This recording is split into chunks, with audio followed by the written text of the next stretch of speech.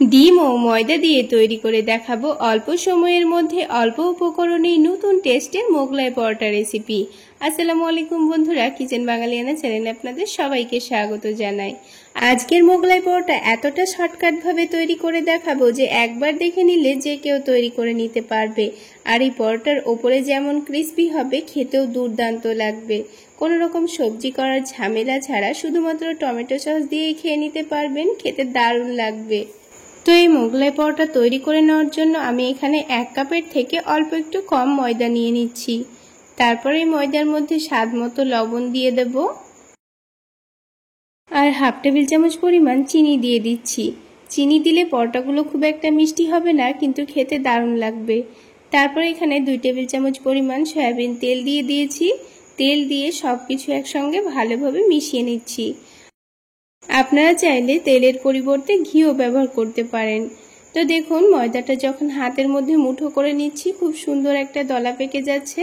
তো এইভাবে আমাদের ময়ান দিয়ে নিতে হবে, তাহলে পরোটাগুলো কিন্তু খুব সুন্দর খাস্তা তৈরি হবে। তো এবার এখানে অল্প অল্প করে পানি দিয়ে একটা সফট ডো তৈরি করে নেব। আর এই ডোটা কিন্তু আমি একটু নরম করেই মেখে নেব। যেভাবে রুটি তৈরি করার জন্য আটা মেখে থাকি, তার থেকেও একটু নরম করে ডোটা মেখে নিয়েছি। এবার এই ডোটাকে আমাদের 15 মিনিট মতো রেস্টে রেখে দিতে হবে। তো রেস্টে রাখার আগে অল্প করে একটু ভালোভাবে তেল মাখিয়ে নেব। তো এভাবে করে তেল মাখিয়ে নেওয়ার পর এবার এই ডোটাকে আমাদের 15 মিনিট মতো রেস্টে রেখে দিতে হবে। আর তার মধ্যে এইদিকে একটা মোগলাই পরোটার জন্য দারুণ টেস্টি পুর তৈরি করে নেব। তার জন্য প্যানের মধ্যে 2 টেবিল চামচ পরিমাণ সয়াবিন তেল দিয়ে দিয়েছি। তেলটা হালকা গরম হয়ে গেলে এখানে পেঁয়াজ কুচি দিয়ে দেব।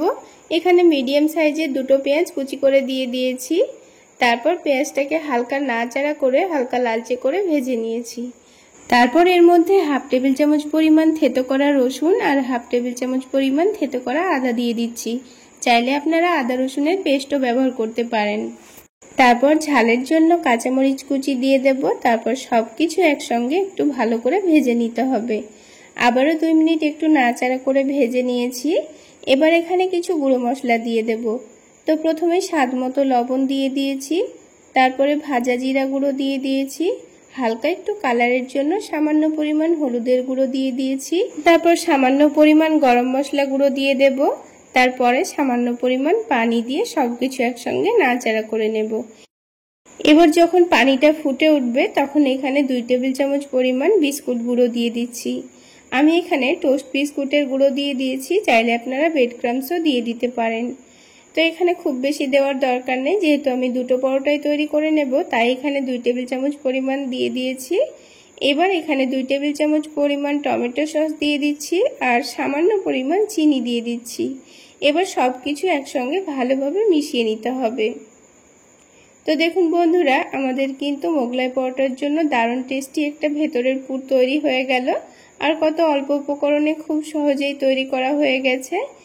এবার এটাকে তুলে এখন এক সাইডে রেখে দিচ্ছি। আর এই ডোটা এদিকে 15 মিনিট মতো হয়েও গেছে। আর এই ডোটাকে আবারও একটু ভালো করে মথে নিতে হবে। তো ডোটাকে মথে নেওয়ার পর, যেহেতু 2টো মোগলাই পরোটা তৈরি করে নেব, তাই এখানে 2টো লেচি কেটে নিয়েছি। এবার এই লেচিগুলোকে হাতের তালুতে ভালোভাবে ঘুরিয়ে ঘুরিয়ে সফট লোই তৈরি করে নেব। তারপরে এই লোইটাকে বেলে নেওয়ার জন্য অল্প করে একটু তেল মাখিয়ে নিচ্ছি। আপনারা চাইলে ময়দা দিয়েও বেলে নিতে পারেন, তবে আমি তেল দিয়ে বেলে নিচ্ছি। এবার এই রুটিটাকে একটু বড় করে আর পাতলা করে বেলে নিতে হবে। একটু পাতলা করে বেলে নিলেই কিন্তু পরোটাগুলো খেতে দারুণ লাগবে। তো দেখুন, একটা পরোটা কিন্তু আমাদের তৈরি করা হয়ে গেল। এবার এখানে যে পেঁয়াজের পুরটা তৈরি করে রেখেছিলাম, সেটা অর্ধেকটা দিয়ে দেব। যেহেতু আমি 2টো পরোটা তৈরি করব, তাই এখানে অর্ধেক করে পুরটা দিয়ে দিচ্ছি। তারপর এখানে একটা ডিম ভেঙে দিয়েছি। এবার সবকিছুকে একসঙ্গে ভালোভাবে মিশিয়ে নিতে হবে। ভালোভাবে মিশিয়ে রুটির চারিদিকে একটু ভালো করে লাগিয়ে দিতে হবে। তো চৌকো শেপ করে এখানে আমি পরোটাটাকে তৈরি করব, তাই চৌকো শেপে পুরটাকে ঠিক করে নিয়েছি। ওপর থেকে সামান্য পরিমাণ চাট মশলা আর অল্প করে একটু বিট লবণ ঝরিয়ে দিচ্ছি। আপনাদের হাতের কাছে না থাকলে না দিলেও চলবে। তারপর এটাকে চৌকো শেপে ভাঁজ করে নেব। তো যেভাবে আমরা চৌকো শেপের পরোটাগুলো তৈরি করে নিই, সেইভাবেই ভাঁজটা দিয়ে নিতে হবে। তো প্রথমে 2 সাইডে 2টো ভাঁজ দিয়ে নিয়ে নিচের দিকটা আর উপরের দিকটা একটু করে ভাঁজ দিয়ে নিতে হবে। তারপর আলতো হাতে একটু ভালোভাবে চেপে দিতে হবে। এবার এই পরোটাটাকে সাবধানে তুলে নিয়ে হালকা গরম তেলের মধ্যে ছেড়ে দিতে হবে। আর এই পরোটাটাকে একটু সময় নিয়ে গ্যাসের ফ্লেমটা মিডিয়ামে রেখে ভেজে নেবেন, তাহলেই দেখবেন পরোটাটা কিন্তু ওপর থেকে খুব সুন্দর ক্রিস্পি তৈরি হবে। এবার এই পরোটার একদিকটা হালকা একটু ভাজা হয়ে গেলে উল্টে দিয়ে অপর দিকটাও হালকা করে ভেজে নেব। তো পরোটাগুলোকে গ্যাসের ফ্লেমটা লোতে রেখে একটু উল্টে পাল্টে একটু সময় নিয়ে ভেজে নেবেন, তাহলেই দেখবেন পরোটাগুলো ওপর থেকে অনেকটাই ক্রিস্পি তৈরি হচ্ছে আর খেতেও কিন্তু দারুণ লাগবে। দেখুন পরোটার কালারটা কি সুন্দর চলে এসছে আর কত সুন্দর ক্রিস্পিও হয়েছে। এবার এই পরোটাটাকে আমি তুলে নিচ্ছি আর ঠিক একইভাবে আরও একটি পরোটা আমি ভেজে নিচ্ছি। তাহলে বন্ধুরা একবার হলো এইভাবে মোগলাই পরোটা বানিয়ে খেয়ে দেখবেন একবার কাউকে বানিয়ে খাওয়ালে আবার খাওয়ার রিকোয়েস্ট আসবে। তাহলে বন্ধুরা আজকের এই মোগলাই পরোটা রেসিপি আপনাদের কেমন লাগলো অবশ্যই কমেন্ট সেকশানে জানাবেন। আর ভালো লাগলে একটা লাইক শেয়ার করে দেবেন। আর আমার এই সহজ রেসিপিগুলো যদি ইউটিউব চ্যানেল থেকে দেখে থাকেন চ্যানেলটি সাবস্ক্রাইব করে দেবেন, আর ফেসবুক পেজ থেকে দেখে থাকলে পেজটি ফলো করে দেবেন। এবারে মোগলাই পরোটা দুটোকে কেটে পিস পিস করে পরিবেশন করে নেব। আর দেখুন ভেতরটা কি সুন্দর সেদ্ধ হয়ে গেছে, একটুও ডিমের কিন্তু কাঁচা ভাব নেই।